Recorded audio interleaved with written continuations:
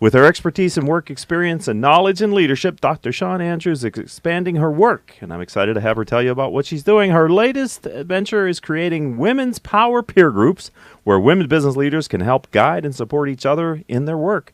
Dr. Andrews joins us to share her inspiration behind this specific power peer group and more. Dr. Shawn, welcome to Critical Mass Radio Show. Thanks, Rick. It's good to have you here. Yeah, it's great to be here. Okay, before we get into all the peer group stuff, which everybody knows, I believe in the power of peer learning, let's start by maybe you can set the context for your background and experience. You know, what got you to where you are today? Yeah, so I had a corporate career for 22 years in the pharmaceutical industry, healthcare primarily, where I had sales roles and training roles primarily.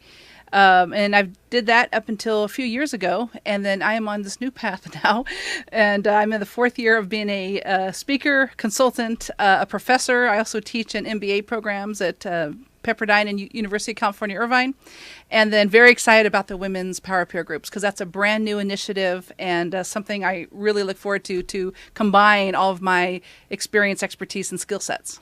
So those regular listeners of Critical Mass Radio Show and Podcast, you probably recognize Dr. Shawn as a recent guest. She was on the show earlier this year talking about your book. Yeah, so, March, I believe. Yeah, so tell us a little bit about your book as a pretext for the conversation. Yeah, thanks for asking.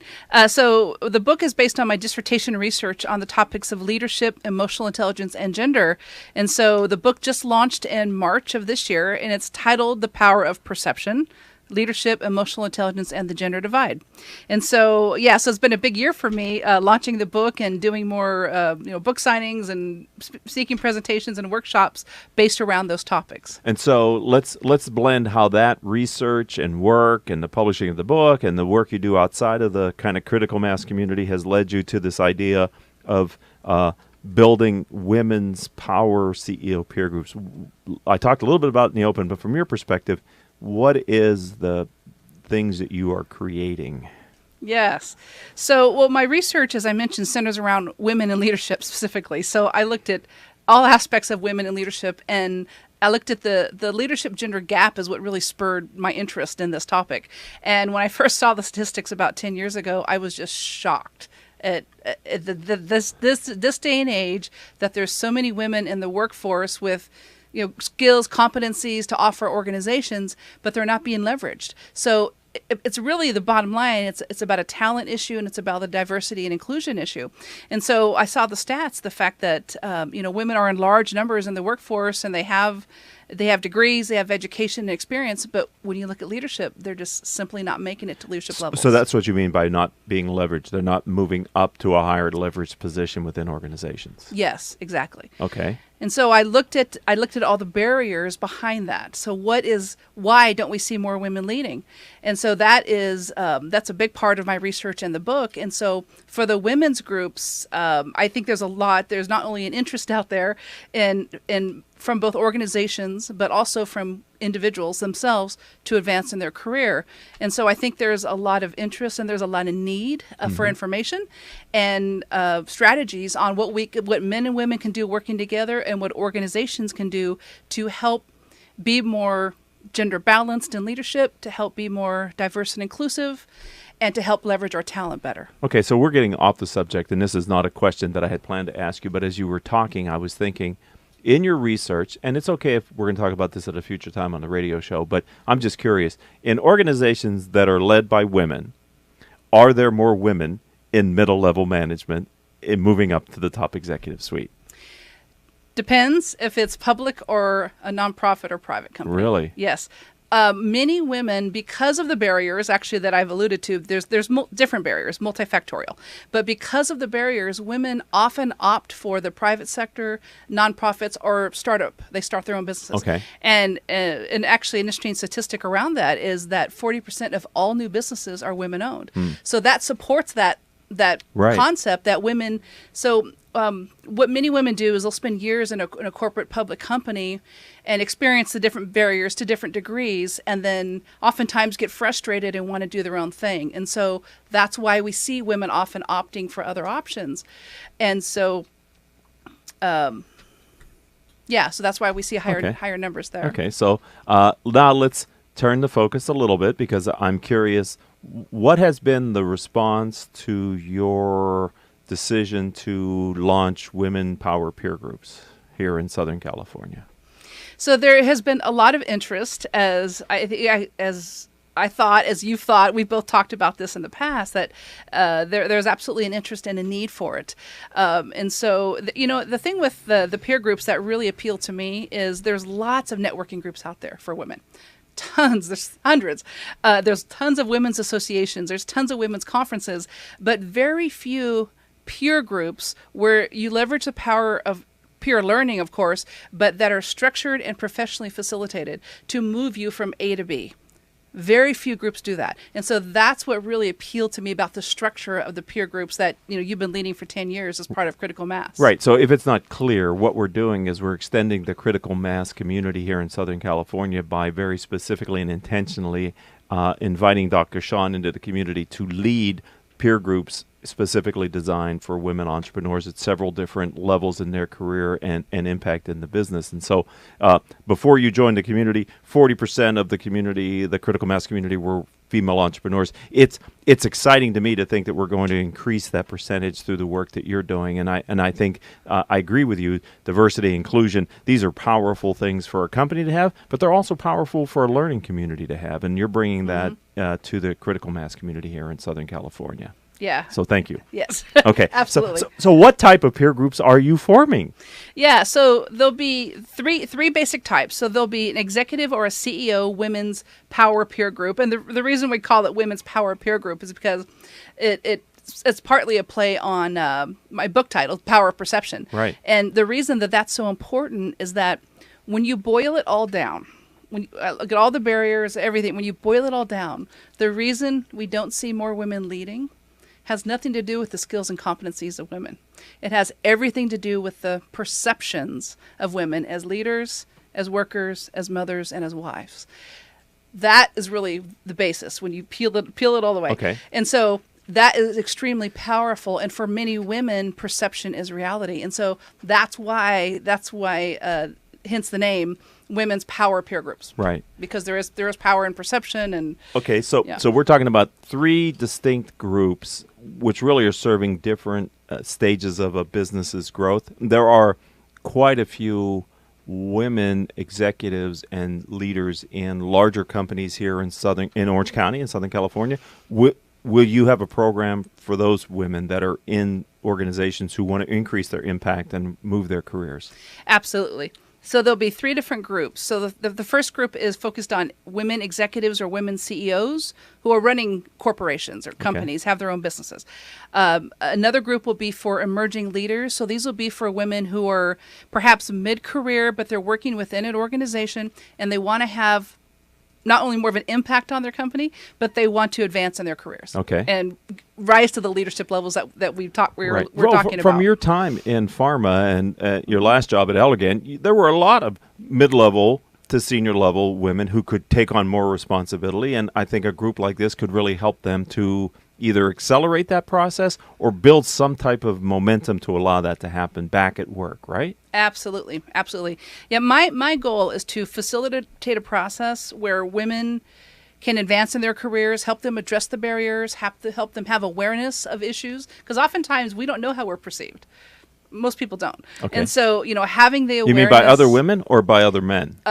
Everyone. Both? Okay. In general. Okay. Most people, we really don't know how we're perceived. We have ideas, right, and we get feedback occasionally that reinforces our already beliefs, right? Yeah, right. Which oftentimes just self-fulfilling prophecy, right? But confirmation bias. Yes, you're right. I am tall. Okay, great. I'm tall. Right. That's, okay.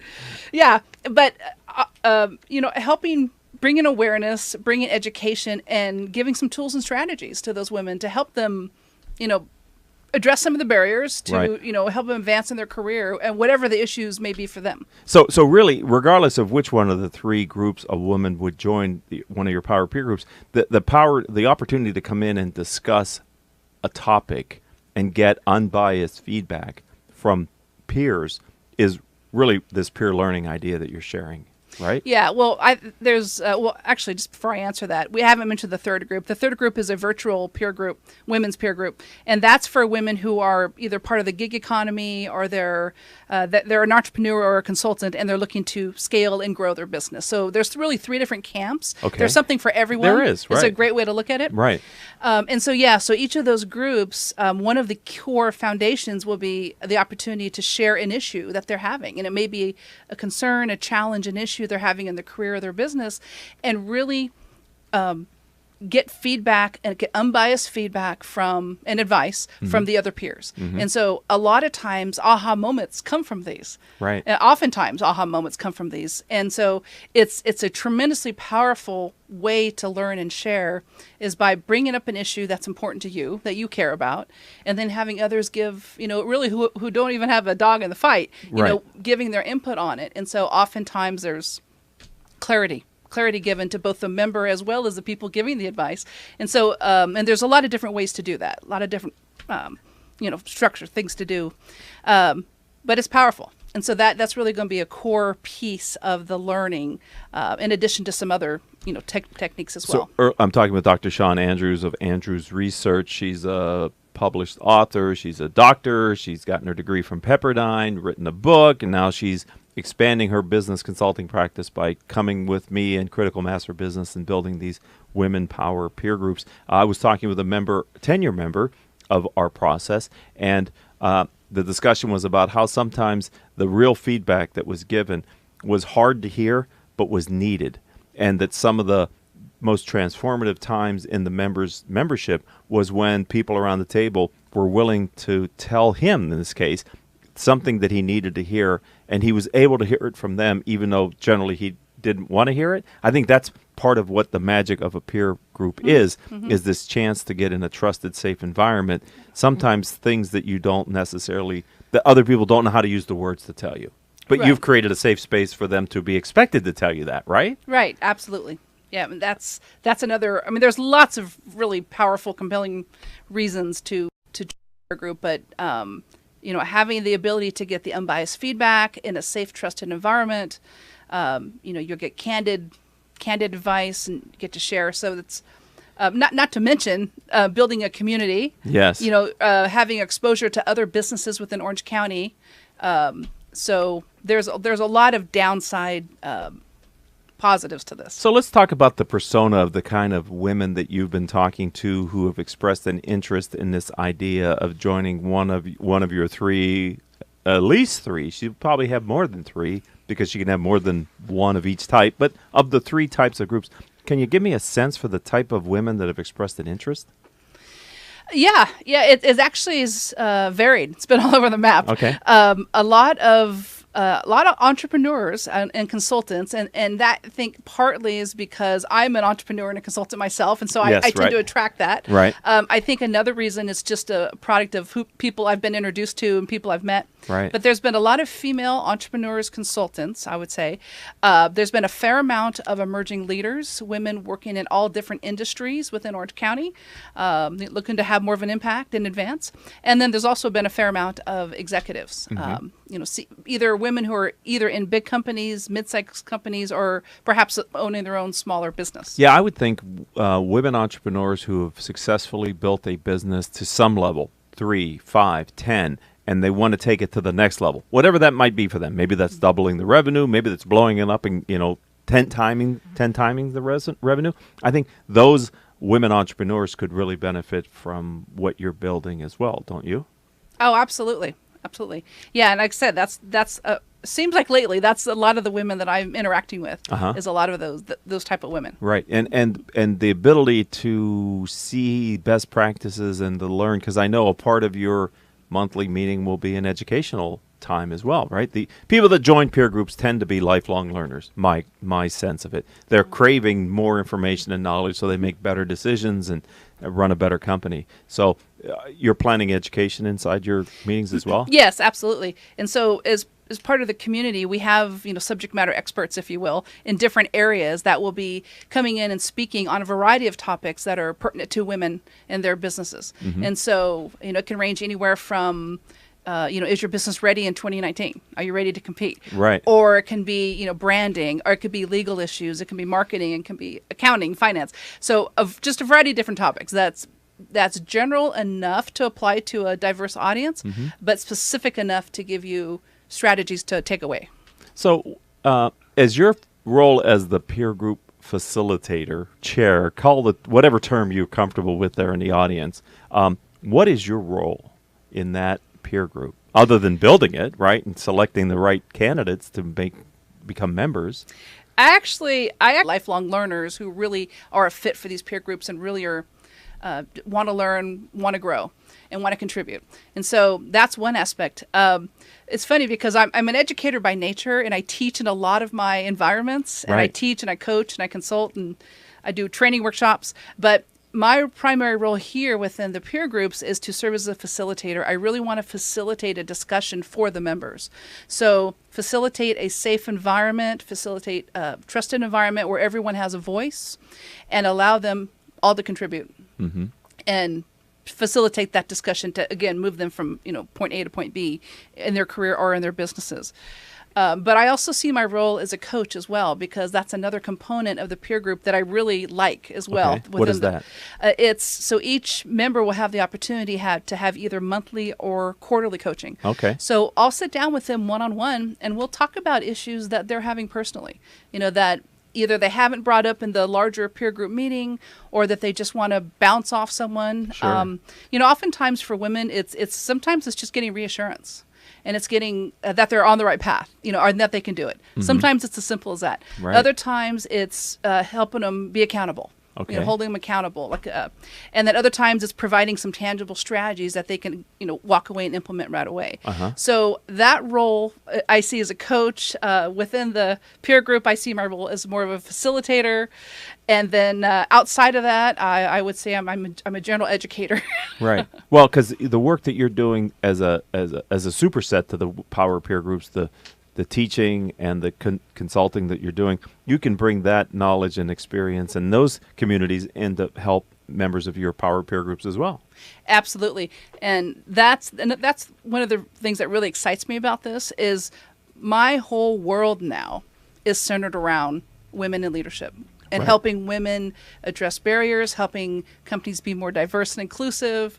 That's really what it's about. And so I teach on those topics. I teach a variety of courses in the MBA programs.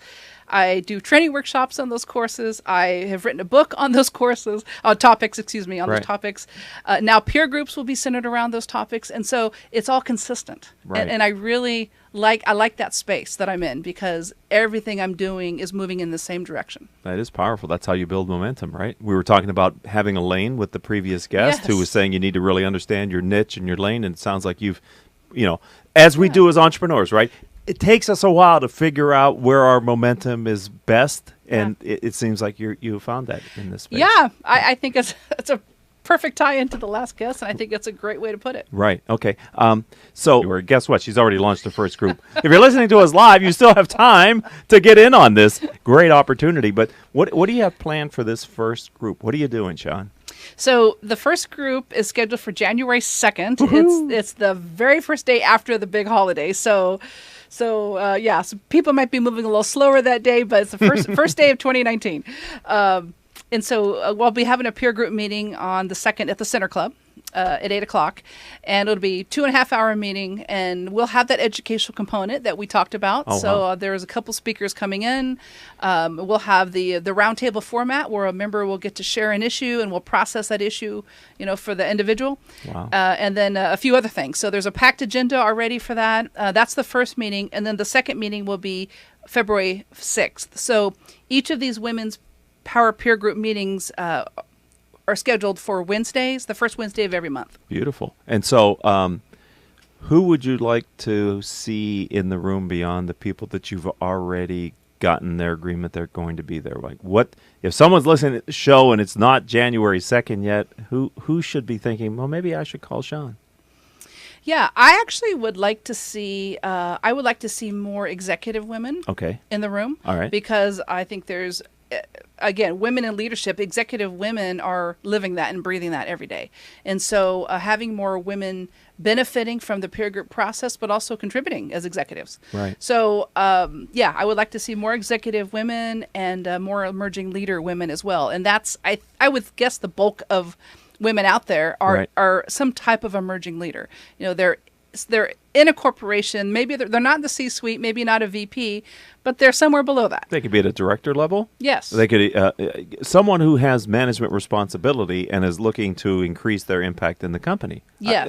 Yeah. And that's thousands of people. I think it's thousands. Thousands. Right? And you only have a limited number of seats at the table, right? So we can't take thousands, at least not the first year, but maybe ultimately. Yeah. Right, yeah. we can. All right, that is fantastic. So if someone, how could they not be excited about the idea of women's power peer groups led by Dr. Shawn Andrews? If they want to learn more, how do they reach you specifically, Shawn? What would you say is the best way to get in contact with you?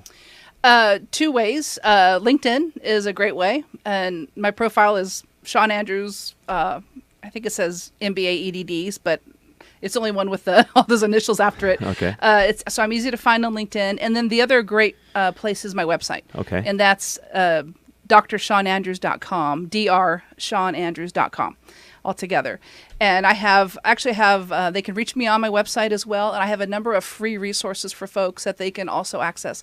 Published articles, videos, blogs, podcast radio interviews, webcasts. There's lots of stuff on there. Mm-hmm. And so they can get a better sense about my background, my research, and access some free resources too. Right. That's fantastic. And like you said, everything you're doing is around the same kind of vision. So it's an opportunity to learn kind of what you do. So let's make sure people know how to find you. Let's spell Dr. Shawn Andrews just in case people are, whatever. Yes. So Dr. No period, just Dr. Shawn is SHAWN, and then Andrews, ANDREWS. So drshawnandrews.com.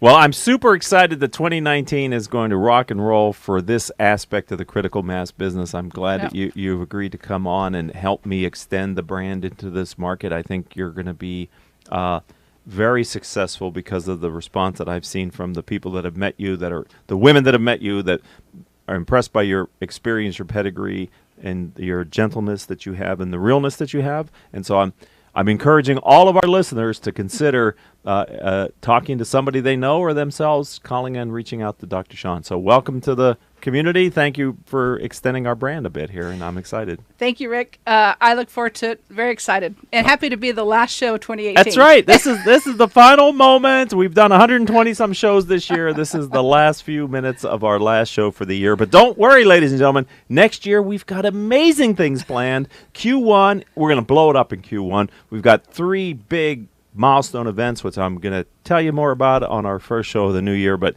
for all of you, happy holidays and enjoy your family time. And thank you to Paul Roberts, our engineer for today's show, our 3 producers without whom I could not do this show, Haley Stern, Crystal Nundley, and Joan Park. You mean the world to me, and I really appreciate all that you've done for me again this year. And if you want to connect with me directly in the audience, find me on LinkedIn. I'm Richard Franzi, FRANZI.